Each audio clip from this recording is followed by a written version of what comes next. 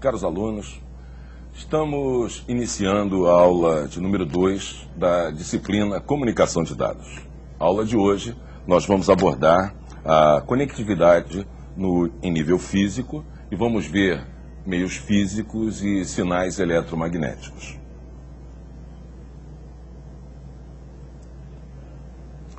Nesta aula, os objetivos são compreender como a camada física interage com os meios de transmissão e assegura a conectividade entre os componentes da rede.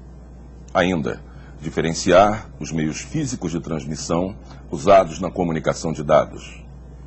Caracterizar as limitações e melhores indicações de uso para cada tipo de meio físico. Diferenciar a representação de dados analógica e digital.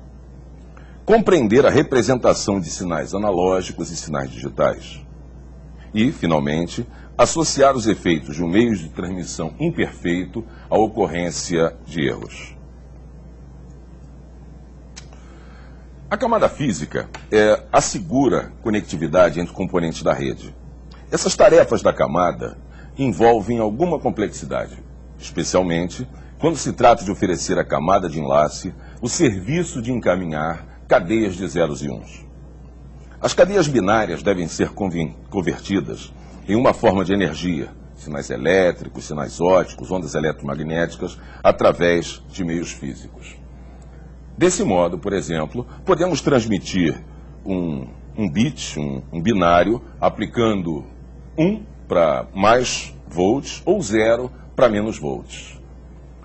Essa visão que a gente pretende transmitir nesta aula, ela se refere fundamentalmente a como se dá o milagre de obtermos as informações em formato digital que se encontram armazenadas num disco, já num formato pré-determinado, ou informações analógicas, como um sinal sonoro, por exemplo, um sinal de voz, para colocarmos aquele conteúdo junto com uma onda qualquer, que pode ser uma onda simples, uma onda complexa, digital ou analógica, e como se processa, quais são as técnicas empregadas para converter um conteúdo que tem um significado ou dentro de um computador ou numa saída de um alto-falante, que são as formas que humanos conseguem captar aquele sinal, aquela informação, no nível bem mais alto quando falamos em informação,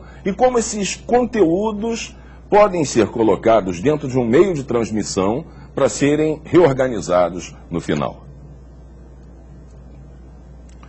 Os meios físicos, os meios que muitas vezes nós acabamos confundindo essa expressão meios físicos.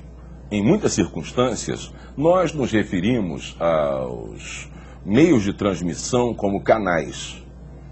Não deixam de ser canais, mas, efetivamente, quando nos referimos a canais, estamos falando de pontos de conexão. E, na prática, nós podemos, através de um meio físico, conforme veremos em várias outras aulas, através de um mesmo meio físico, podemos estabelecer vários canais. Um caso muito clássico, que muitos dos nossos alunos possivelmente têm conexões em casa, é o ADSL, em que, através de um fio de telefone, nós conseguimos trafegar um canal de voz para o nosso aparelho de telefone e mais 2 canais de dados. Um de upload e o outro de download. É a técnica do ADSL. Tá? Então, no sinal de TV, por exemplo, através de um cabo coaxial, em que nós temos, através de um cabo, inúmeros canais de TV, trafegando ali, em técnicas diferentes que nós vamos ver na aula de hoje, e, através daquele meio, nós conseguimos estabelecer inúmeros canais. Então, meio físico e canal não são sinônimos. Mas vamos aos meios físicos propriamente ditos. São 2 grandes famílias de meios físicos. Os meios guiados e os meios não guiados. Tá? Em alguma literatura nós vamos encontrar outros tipos de classificação, oriundas muitas vezes de traduções diferentes. Eu já vi esse termo aqui, não condicionado, enfim, termos semelhantes, mas a ideia é que cabos metálicos e fibras óticas formam uma família de meios de transmissão. E os meios não guiados são todos os meios sem fio. Na seleção do meio físico, nós devemos levar em consideração uma série de fatores, que são esses citados aí: tipos de rede, custo, distância, segurança, taxa de erro e vazão. Para cada modelo que a gente vai montar, para cada conjunto de necessidades, nós vamos ter algumas características que vão impor a seleção de determinado tipo de meio. Quando falamos em tipo de rede, é uma definição bastante genérica, mas eu posso ter diversos tipos de rede, algumas classificações não tão definidas, uma classificação de LAN, de MAN, de redes locais, redes metropolitanas, redes de longa distância, terão as suas características, conforme até os outros parâmetros aqui, ou os parâmetros que vão diferenciar uma rede corporativa de uma rede residencial. As necessidades são absolutamente distintas, o volume de dados, a expectativa do volume de dados é completamente diferente, então o tipo de rede, é óbvio, vai ser um dos grandes fatores de tomada de decisão quanto ao tipo de meio que vamos utilizar. O custo, este é um fator que, é óbvio, vai ser talvez o grande ditador. Em muitas circunstâncias a gente percebe a necessidade de um upgrade, uma necessidade de uma melhora numa rede, mas, infelizmente, os custos são impeditivos. Todos aqui já têm uma visão de meios de comunicações, todos têm a noção absoluta de que o melhor meio de transmissão que vai oferecer a maior qualidade final é a fibra ótica. Não temos nenhuma dúvida disso. Mas, em determinadas circunstâncias, a fibra ótica tem um custo agregado elevado. Numa rede corporativa até dá para entender, mas numa pequena rede, cuja finalidade não é a de ter o máximo de desempenho, nós não vamos optar pela fibra ótica por conta dos custos. Tá? Aqui no nosso estúdio, é óbvio, nós temos muitas conexões usando fibra ótica, porque aqui trafega muita informação, trafegam gravações, enfim, há uma necessidade, há uma imposição de um desempenho acima da média das redes em geral. Aqui nós temos conexões em fibra ótica. Numa rede residencial, na maioria das redes corporativas, os outros tipos de cabo vão nos atender. Outro fator, este de ordem técnica, é a distância. Obviamente, nós temos que ter a rede funcionando. Para termos a rede funcionando, os alcances dos equipamentos têm que estar dentro das distâncias pré-definidas. Cada um dos meios de comunicação, eles possuem uma medida padrão.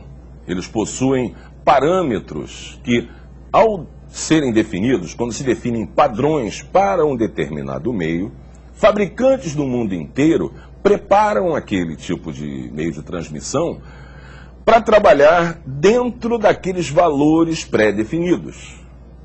Uma ligação padrão, usando cabo de par trançado a 100 megabits, nós podemos dizer que o padrão, que é chamado de 100 base T, vamos ver até mais à frente, ele foi padronizado em 100 metros. Esta padronização, feita por um organismo internacional, serviu de farol para que a indústria mundial produzisse equipamentos que pudessem atender a 100 megabits por segundo e que pudessem atender a um alcance de 100 metros. Será que esse tipo de dispositivo poderia funcionar a 200 metros? Sim. A 300? Muito provavelmente. A 400 talvez falhasse, mas a indústria produziu baseada no padrão internacional. Esse padrão internacional definia 100 metros, que muitas vezes, por exemplo, numa rede sem fio, de nada adianta você aumentar a potência de saída, colocar uma antena amplificada no seu ponto de acesso, Se nos seus pontos de rede você não tem como aumentar aquele alcance. Um notebook que já tem as antenas embutidas dentro do monitor, não tem como aumentar o alcance. Então, se você tem uma rede sem fio que está fora do alcance e quer apenas colocar uma nova antena, um amplificador de sinal no seu ponto de acesso, não é a garantia de que o sistema vá funcionar. O seu ponto de acesso ganha alcance, mas o dispositivo que vai responder para ele continua com alcance limitado. E isso nem sempre vai resolver o seu problema, tá? Prosseguindo. Segurança. O termo segurança, ele abrange uma série de características. Nós devemos pensar na segurança, aquela segurança típica de segurança da informação, que obviamente limita o acesso a pessoas não autorizadas, a publicação de conteúdos, a destruição de conteúdos. Nós fazemos backup para proteger, temos recursos de senha, mas temos que pensar também segurança das aplicações e dos serviços. São fatores que têm que ser levados em consideração. A segurança é um dos fatores primordiais. Aliás, em qualquer coisa na vida, a segurança é importante, ainda mais quando tratamos do assunto tecnologia da informação. Para algumas organizações, as informações que elas detêm são fundamentais. Imaginem se o seu banco pudesse ser invadido e as suas informações pessoais fossem divulgadas. Ou ainda, se qualquer pessoa indesejável conseguisse invadir o seu banco e manipular as informações da sua conta bancária. Por isso é óbvio que todos os meios de segurança têm que ser pensados. Alguns meios, por mais recursos que nós tentemos implementar, não vão conseguir oferecer o máximo de segurança. Para algumas organizações, a segurança vem na frente de todos os outros fatores. Taxa de erro. Esse fator é absolutamente técnico. Todos os dispositivos de comunicações dentro da atmosfera terrestre sofrem algum tipo de ação externa à transmissão. E alguns deles terão maior ou menor taxa de erro. E essa taxa de erro tem valores que são ou não admissíveis. Imaginem se você coloca um meio de transmissão com elevada taxa de erro para que você da sua casa possa acessar a internet para baixar e-mail. Qual é o problema que isso pode acarretar? Talvez ficar um pouco aborrecido. Não é tão grave, mas imaginem se este mesmo meio de conexão, com elevada taxa de erros, estivesse servindo para controle de tráfego aéreo e, o que é pior, você estivesse dentro da aeronave controlada por um canal deficiente. São dois pesos, duas medidas. A taxa de erro admissível para um dispositivo não é admissível para outro tipo de dispositivo ou para algum tipo de aplicação. Vazão. A vazão é o resultado final que expressa a quantidade de dados que conseguem fluir através de um meio numa unidade de tempo. Ela é medida em bits por segundo ou nos seus múltiplos, kilobits por segundo, megabits por segundo. E essa expressão vazão, ela muitas vezes ela é confundida com uma outra expressão que já citamos na aula passada e que vamos estudar com detalhes nas próximas aulas, que é a largura de banda. A largura de banda num meio analógico se refere a um intervalo de frequências, ou seja, quais as frequências que aquele meio suporta. Isto é a largura de banda. É óbvio que quanto maior a frequência que aquele meio possa suportar, maior vai ser a quantidade de dados que eu consigo trafegar. E, por isso, aumenta a frequência, aumenta a quantidade de dados. E por muitas vezes nós acabamos por confundir essas duas unidades. Na comunicação digital, então, nós nos referimos a bits por segundo diretamente como largura de banda. Quando os meios são analógicos, a expressão se refere à frequência, mas, via de regra, acabam se confundindo essas duas expressões. Os principais meios guiados são o cabo de par trançado, cabo coaxial e fibra ótica. Vamos ver as características, principalmente do par trançado, que são os meios mais utilizados hoje em dia em comunicações em pequenas redes, ou em redes médias.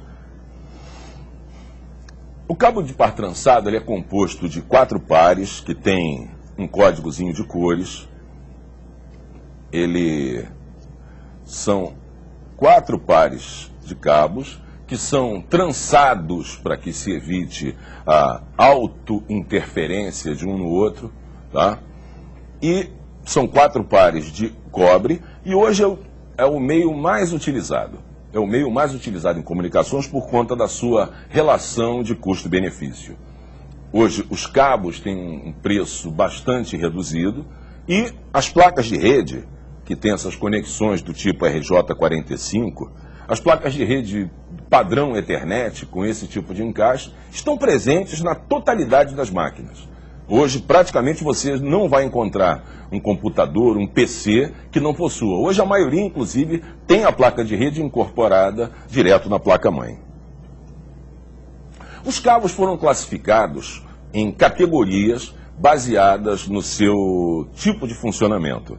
O órgão internacional é o Telecommunication Industry Association, o famoso TIA, que define os parâmetros mínimos de funcionamento de determinado cabo. E esses cabos podem ser de 2 tipos principais: cabo UTP e cabo STP. UTP é o cabo não blindado e o STP o cabo blindado. Essa blindagem que o cabo pode receber faz com que o cabo sofra menor interferência de agentes externos. Por exemplo, um cabo de rede passando próximo de um cabo de energia elétrica. O cabo de energia elétrica vai gerar um campo eletromagnético e isso pode interferir e dificultar, pode ser um dos fatores de ruído que vai dificultar o tráfego de dados. Quando o cabo é blindado, essa interferência é menor, tá?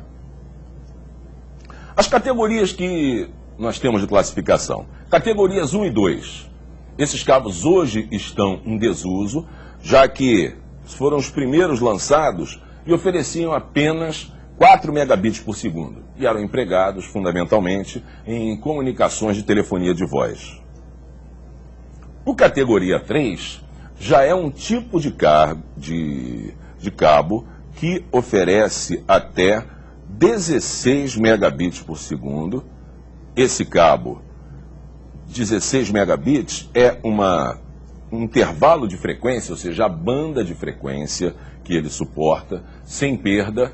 Esses 16 MHz podem proporcionar uma banda de até 10 megabits. Isso define esse padrão de arquitetura que nós chamamos de 10 base T. Essa nomenclatura é muito importante. 10 base T quer dizer, o 10 ali é que esse cabo suporta 10 megabits por segundo. O base é base band. Mais à frente nós vamos ver que nós podemos ter um sinal em banda base e um sinal em banda larga. Aqui ele trabalha com banda base. E o T é de twisted, par trançado, que representa um alcance padrão de 100 metros. Tá? Esse é o significado dessa sigla, que nós vamos citar bastante ao longo do nosso curso, quando nos referirmos a conexões de par trançado, principalmente em cima do padrão Ethernet. Categoria 4 já é um tipo de cabo que suporta 20 MHz. O que faz um cabo suportar maior frequência? É a quantidade de voltas que eu coloco em cada um dos pares. Esta quantidade de volta faz com que eu consiga anular, ou pelo menos reduzir, quanto maior a quantidade de tranças neste par, menor vai ser a interferência mútua de um par, de um elemento do par com o outro elemento, e também de um par com o outro par. Isso faz com que o cabo possa suportar maiores frequências em cima dele. E isso, na prática, vai dar 16 megabits por segundo, tá? Sendo que o CAT o Cat4, ele praticamente não é mais fabricado. Por quê? O Cat3 atende a ligações de telefonia e 16 megabits é muito pouco para comunicação de dados. Daí, o padrão mais empregado hoje é o padrão categoria 5, que ele suporta comunicações a 100 megabits, o padrão 100 base TX, e o padrão 1000 base T. Ele consegue trafegar até gigabit Ethernet, tá?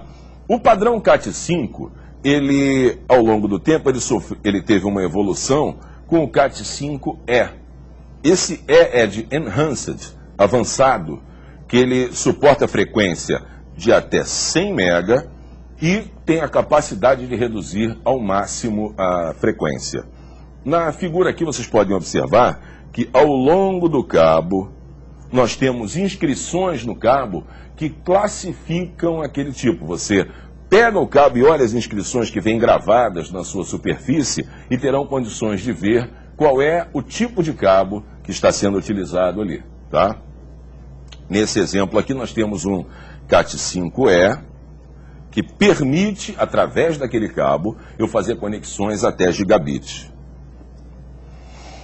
Categoria 6 foi um cabo que foi criado, acabou não sendo muito utilizado, porque enquanto se fazia um novo modelo para chegar ao Cat6, o modelo Cat5, ele acabou sendo criado, o Cat5e, e que atendeu aquela mesma condição. O Cat5 foi criado para chegar em gigabit e o 5e veio atender essa necessidade. Aí acabou que o Cat6 foi um tipo de cabo que acabou sendo aproveitado para conexões com 10 gigabits, mas com uma limitação de alcance de até 55 metros. Essa banda de 10 gigabits, ela é praticamente qualquer banda acima de 1 gigabit, 10 gigabits, por exemplo, vai limitar o uso desse tipo de cabo, a necessidade desse tipo de cabo, ao mercado corporativo. Esse volume de dados, essa vazão, ela acaba sendo maior do que a velocidade de gravação de boa parte dos discos rígidos de máquinas residenciais. Ainda não temos máquinas tão rápidas que exijam o uso desta tecnologia de 10 gigabits. Os tipos de conectores são especializados, enfim, esse tipo de tecnologia ainda não é uma tecnologia extremamente difundida a ponto de chegar às redes residenciais. Os cabos de categoria 6A foram uma evolução dos cabos categoria 6. Eles têm uma diferença. Eles conseguem trabalhar com 625 MHz para permitirem conexões de 10 GB até 100 metros. Para que eles possam fazer isso, aqui na figura dá até para ver a diferença aqui de uma determinada quantidade de cabos. As imagens da esquerda se referem aos cabos de Cat6 tradicionais, cabos de Cat5 ou Cat6. E os cabos à direita referem-se aos cabos 6E. Esses cabos possuem, além dos propriamente ditos cabos, os 4 pares de cabos ali dentro, eles possuem uns espaçadores de borracha ali dentro. São uns, mais ou menos como essa imagenzinha que tentamos reproduzir aqui, um espaçador de borracha que fica no meio. Então, os cabos, eles não se tocam dentro da capa principal deles. Com isso, eu consigo um isolamento maior ainda. Essa capa de borracha não deixa que haja contato físico entre os pares. Só que no meio de um cabeamento, olhem o aumento de volume de cabo. Uma rede corporativa é comum você ter uma quantidade de 200, 300 cabos, e esse volume é significativo, o aumento dele, a infraestrutura necessária para suportar 200 ou 300 cabos juntos numa mesma calha ou dentro de um duto é bastante maior e exige determinadas modificações na infraestrutura da rede. Os cabos de categoria 7 são uma evolução do 6E e essa categoria ainda não foi homologada. Essa homologação está por ocorrer, tá? E devem proporcionar conexões de 10 gigabits, será basicamente como o 6E, proporcionando conexões de 100 gigabits até 100 metros, vai depender muito da evolução das necessidades das redes. Os cabos de par trançado utilizam conexões chamadas RJ45. Só para não confundir, as conexões de telefonia usam padrão RJ11, que são cabos que têm uma semelhança com esses aqui da figura, sendo que esses aqui possuem 9 pontos, 9 terminais. Essa imagem da nossa esquerda se refere a um conector blindado que é usado em conexões acima do padrão CAT6. Esses conectores blindados oferecem maior imunidade ao cabo, desde o cabo até o conector, para ter o mínimo de interferência externa nesse conector. Então eles podem ser simples ou blindados. As blindagens que nos referimos no cabo, tá? Então o cabo pode ser aqui, eu já tenho até algumas traduções aqui, o cabo UTP, a maioria dos cabos que vamos manipular são desse tipo. O U é de unshielded, ou seja, não blindado, e o TP se refere a twisted pair, par trançado, tá? Esses são os cabos sem blindagem. E os cabos blindados são os STP, shielded, tá? E esses cabos blindados têm variações. Tem o foiled TP, que é um modelo que possui uma capa única, metálica, envolvendo os 4 pares. O cabo tradicional STP, em que cada um dos pares possui uma cobertura de material metálico flexível, e o SSTP, Screened Shielded, que possui a proteção em cada um dos pares e uma proteção adicional no conjunto dos cabos. É o que vai oferecer maior blindagem. Temos também, ainda sendo utilizados, os cabos coaxiais, que já foram um meio muito utilizado na comunicação de dados. Hoje, o uso que damos para esses meios já está reduzido. Ele ficou limitado a um determinado nicho de mercado, principalmente nas comunicações metropolitanas, porque ele tem um alcance um pouco maior do que o par trançado, suporta frequências maiores. Então, este tipo de cabo ficou com um nicho de mercado de conexões metropolitanas, principalmente as de TV a cabo.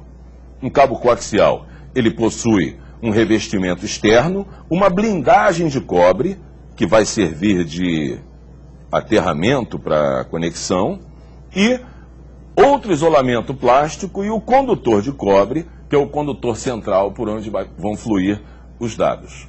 Ele vai usar vários tipos de conectores. A família de conectores de cabos de par trançado é conhecido como conectores do tipo BNC, tá?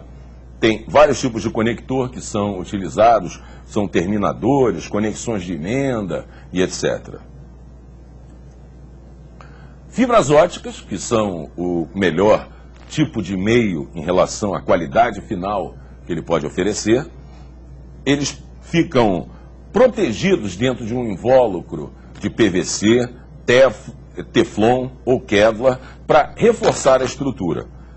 Tá? Na verdade, a fibra ótica é um meio finíssimo que muitas vezes não vai ultrapassar o diâmetro de um fio de cabelo, e esse monte de proteção que fica em volta da fibra ótica serve para protegê-la das intempéries, para protegê-la de compressão, porque a fibra ela é frágil, ela tem uma extrema capacidade, mas é muito frágil, tá?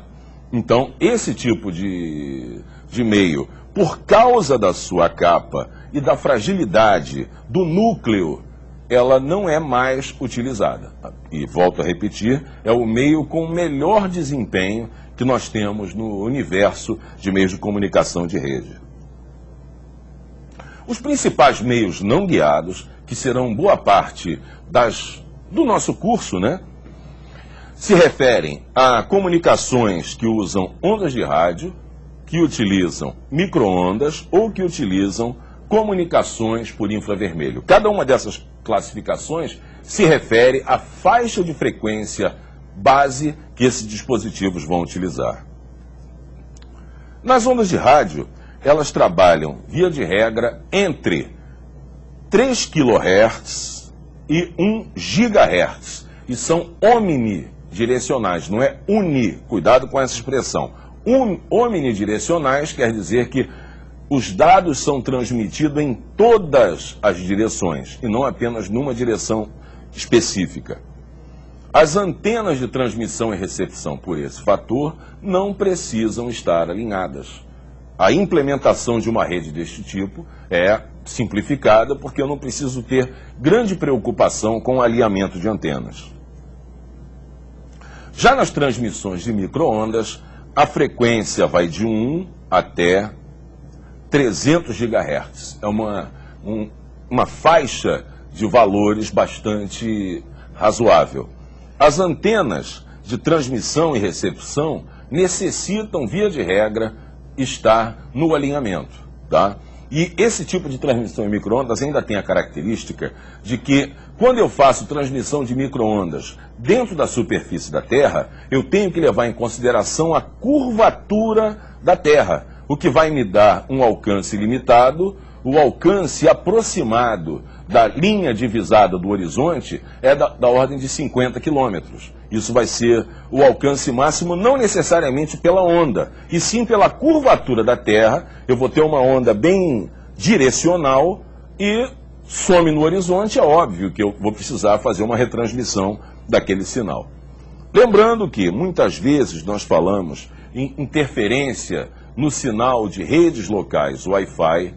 Mesmo as ondas sendo direcionais, o Wi-Fi, ele trabalha, no início, ele trabalha com 2.4 GHz. Ele ainda tem uma característica especial, ele seria classificado como micro-ondas, como uma onda direcional, mas ele está lá no início, vai de 1 até 300, é uma faixa enorme de frequência.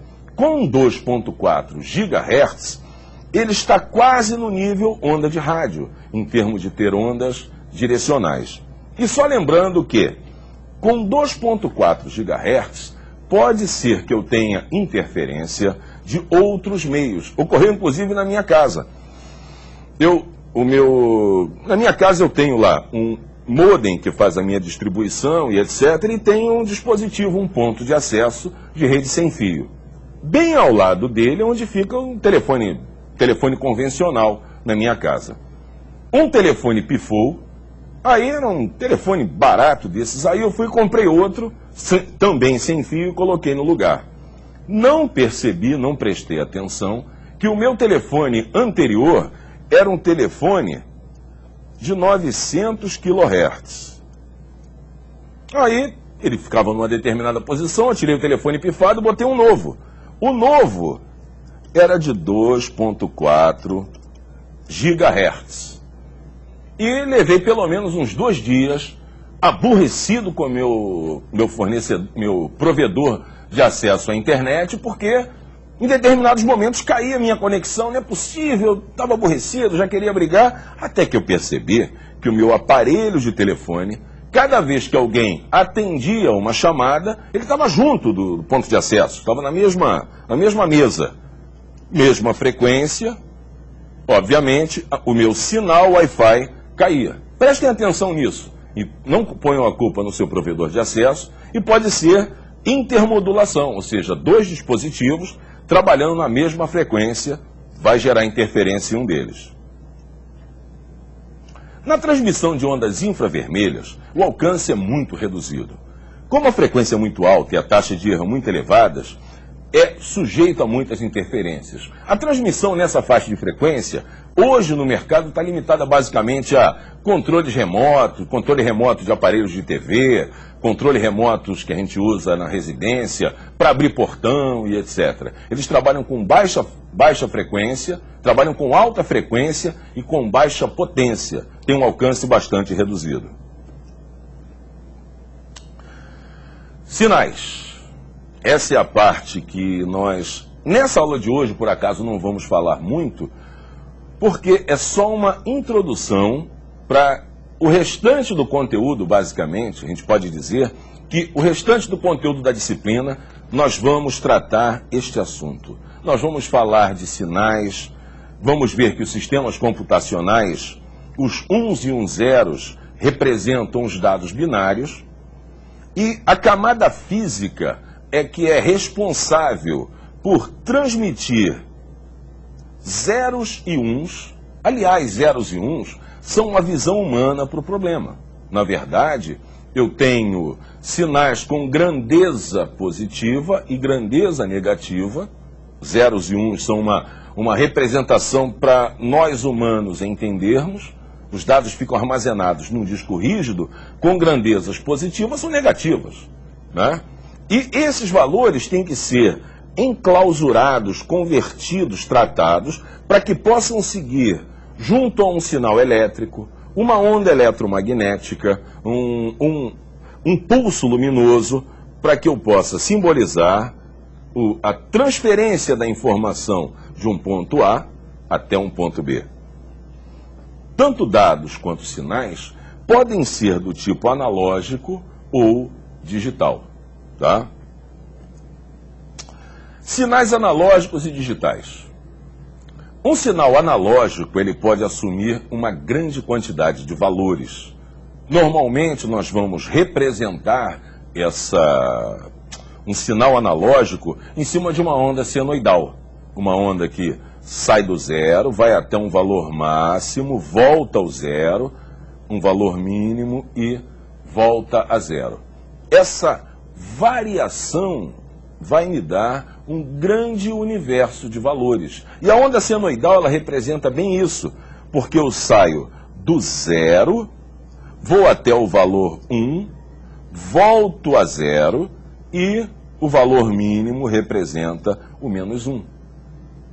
Já quando eu trabalho com sinais digitais, a quantidade de valores que eu consigo representar é uma quantidade limitada. A gente pode dizer, a grosso modo, que são 2 valores. Na verdade, nós vamos ver que existem técnicas para aproveitar mais valores dentro dessa gama de universos digitais, mas nós podemos dizer que nós vamos ter um máximo instantâneo e um mínimo instantâneo. Talvez seja essa a grande visão que temos que ter em sinais digitais. Eu consigo estabelecer, sair do zero diretamente para um valor máximo, e deste máximo consigo ir direto para um valor mínimo, na simbologia dos sinais que eu estou trafegando. Tá? Um sinal analógico, ele se caracteriza por ter vários níveis de tensão variando dentro daquele sinal, e eles consistem numa voltagem de tensão variável gerando aquele sinal.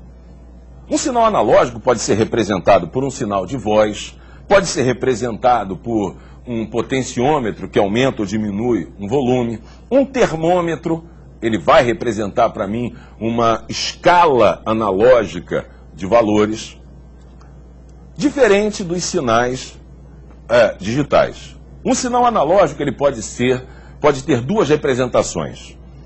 De uma onda simples, senoidal, onde através de determinado meio eu tenho apenas uma onda trafegando.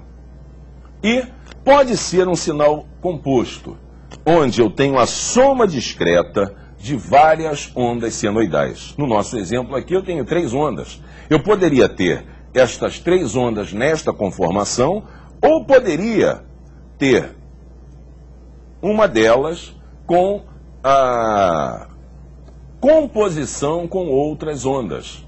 A gente chama esse fenômeno de portadora mais sinal. É o fenômeno da modulação. Uma onda tem características que nós precisamos demarcar. A primeira característica é a amplitude, que é a altura da onda. Temos inclusive um problema aqui na nossa figura, que a amplitude se refere à altura de uma onda, isso em termos gráficos. Nós podemos dizer que conforme seja a potência assumida na transmissão da onda, eu vou ter uma amplitude maior. E essa onda vai enfraquecendo ao longo do canal. Lembra quando foi falado em outras disciplinas sobre atenuação? É quando a amplitude da onda fica tão reduzida que essa onda que tem uma magnitude inicial, ela deixa de ser representativa. Nesse momento, eu atingi o alcance daquele tipo de onda com aquela potência transmitida. Período refere-se, ou melhor, a frequência se refere à quantidade de ciclos na unidade de tempo. Ciclo vai ao máximo, vem ao mínimo e volta a zero. Isso aqui, na unidade de tempo, é chamado de frequência. A fase refere-se à onda estar na sua parte superior ou inferior. Eu posso ter a fase superior ou a fase inferior. O período é o tempo necessário para completar um ciclo. Enquanto na frequência eu me referia à quantidade de repetições em um segundo, aqui eu estou dizendo qual o tempo que vai levar. Normalmente vai ser uma unidade, uma fração bem significativa, vai dar milissegundos, microsegundos, que vão dizer quanto tempo leva para que eu tenha esse período completado.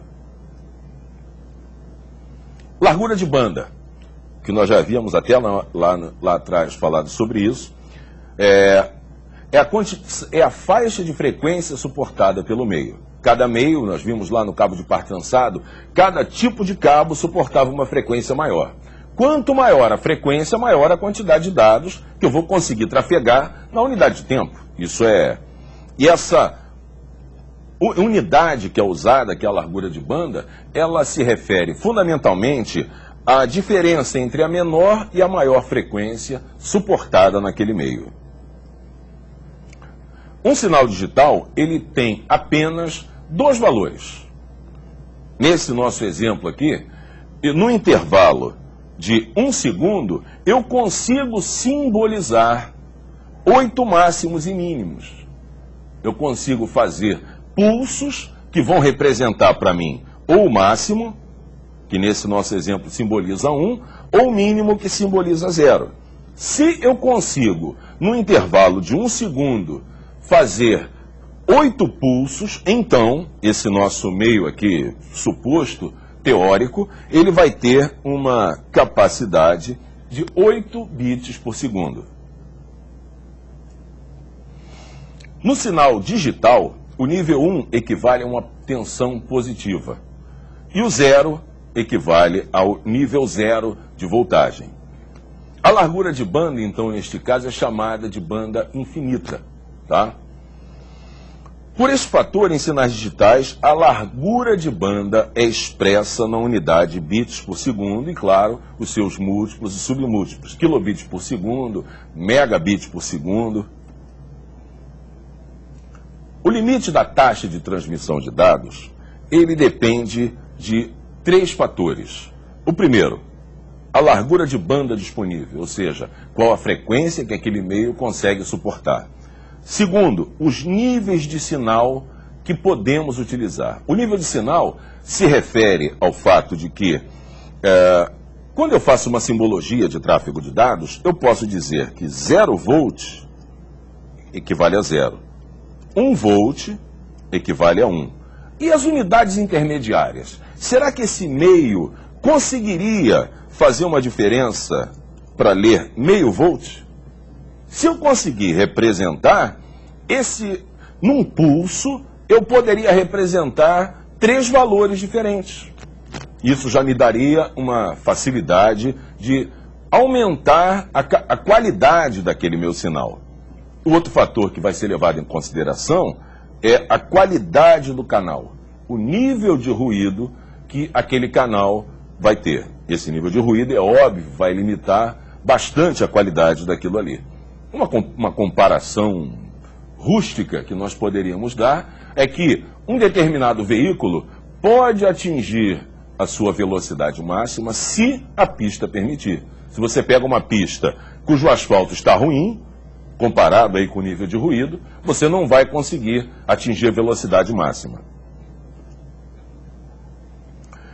A transmissão com perdas, ela vai ter esses fatores citados aqui: atenuação, distorção e ruído, tá?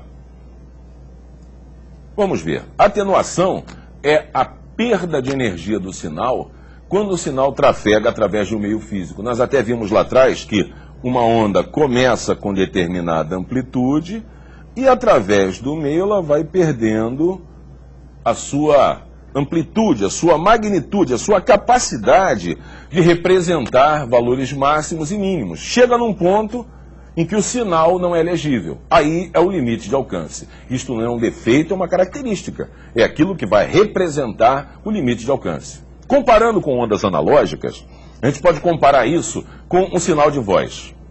Quanto maior for o volume em que a gente fala, mais alto a nossa garganta consiga produzir sons, o nosso alcance vai ser maior. Mas há um limite. Quando você chama alguém usando um sinal de voz, há um limite de alcance. Chega num ponto em que não dá para ouvir, tá? A distorção ocorre quando há uma mudança significativa em sua forma ou formato por algum fator externo. Eu tenho uma onda e por algum fator, alguma coisa externa, esse meu sinal tem uma modificação em determinada parte.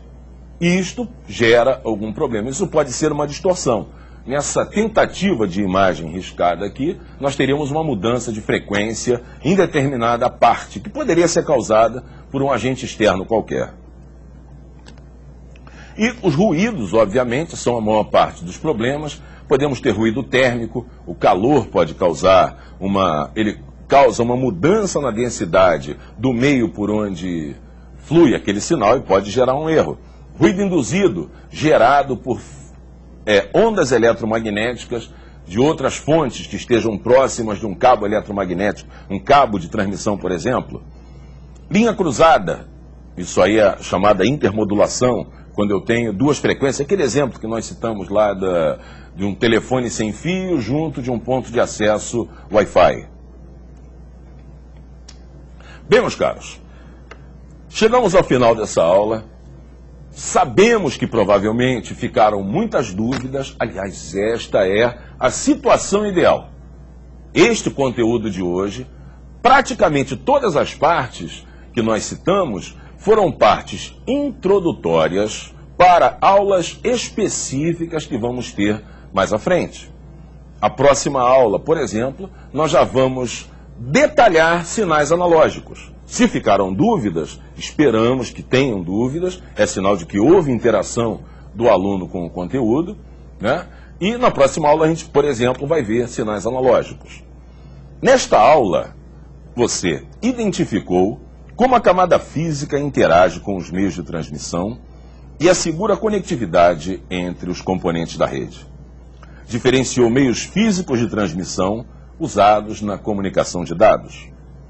Caracterizou as limitações e as melhores indicações de uso de cada tipo de meio físico. Diferenciou a representação de dados analógica e digital. Discutiu a representação de sinais analógicos e digitais e associou os efeitos do meio de transmissão imperfeito à ocorrência de erros. Bom, senhores, chegamos ao final da nossa aula e continue nos acompanhando na aula 3, onde vamos trabalhar sinais analógicos. Até logo.